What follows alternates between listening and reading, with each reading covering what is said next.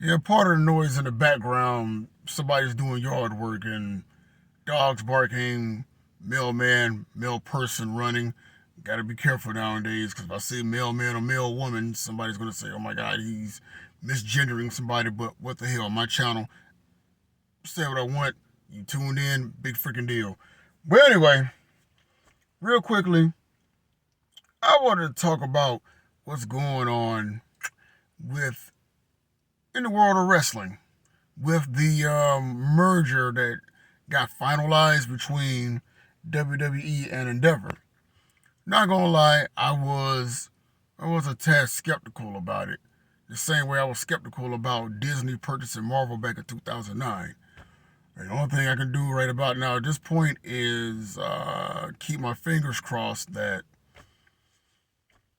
um, it goes well down the line for everybody. But then, of course, with this merger, I knew that there were going to be budget cuts, comps. Oh my God, budget cuts and layoffs aplenty. And looking at some of the talent that got released, there were two names that got released that came to my mind, and I really wish that WWE would have let them carry the promotion on their backs and carry the company, but instead they just stayed relegated to the mid card, to being mid carders or whatnot. The first name, Shelton Benjamin. Shelton Benjamin, naturally gifted athlete.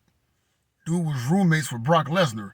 Plus, he was part of that 2002 class from OVW that consisted of Brock Lesnar, Dave Batista, Randy Orton, and quite possibly the biggest megastar that company has ever produced, John Cena. And I really wish that Shelton would have had a chance to be a top guy within the company. He had the athleticism.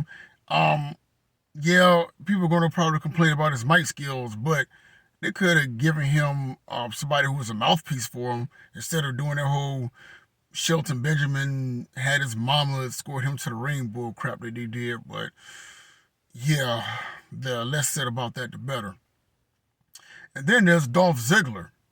Dolph Ziggler, another talented athlete, and just like Shelton Benjamin, he's a collegiate wrestler. When I look at Dolph Ziggler, he reminded me a lot of Shawn Michaels 2.0. Not going to say the second coming of Shawn Michaels, but he reminded me of a 2.0 version of Shawn Michaels, if I can say that. He knew how to sell, he was athletic, he knew how to put other people over in the ring. And for a guy, that has had over like 1,500 and I believe 54 matches in that company, for him only to have carried the heavyweight or the undisputed title maybe like once, and that was it. That just very, very just like undermines that whole man's talent. Undermines that man's entire talent. But and some of the talent on there, like Quincy Elliott, I really wasn't too much a fan of that whole diva gimmick of his, to be honest with you. I really wasn't. I'm just not saying that to be mean or hateful. I just really, it didn't do anything for me.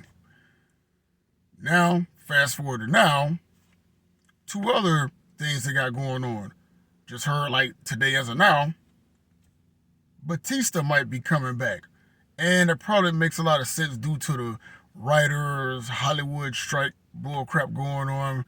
We'll see how that goes, being the fact that Batista said that he'd rather go broke than go back to wrestling. But we all know when the money is right, you know the rest. Or money talks and you know what walks. But best to him in that. And then, of course, the other biggest thing that people have been talking about for the past 2 weeks, damn.